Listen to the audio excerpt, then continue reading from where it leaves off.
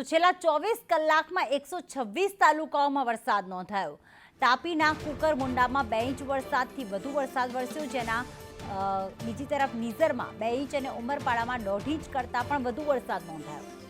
સાગબારામાં 1.12 inch, જામનગરમાં અને વઢવાણમાં તથા વાંકાનેરમાં 1 ઇંચ વરસાદ નોંધાયો છે।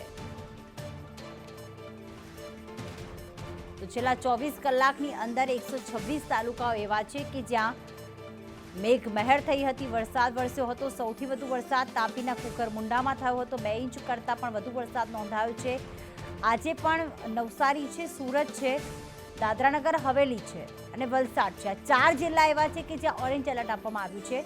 બાકી આખા ગુજરાતમાં બીજા અન્ય જિલ્લાઓમાં યલો એલર્ટ આપવામાં આવ્યું છે, એટલે કે આજે પણ મધ્યમ વરસાદ થઈ શકે છે। ત્યાં યલો એલર્ટ છે, ત્યાં જ્યારે ઓરેન્જ એલર્ટ છે ત્યાં ભારે વરસાદ થવાની આગાહી વ્યક્ત કરવામાં આવી છે। ખાસ કરીને એમાં દક્ષિણ ગુજરાતનો સમાવેશ થાય છે।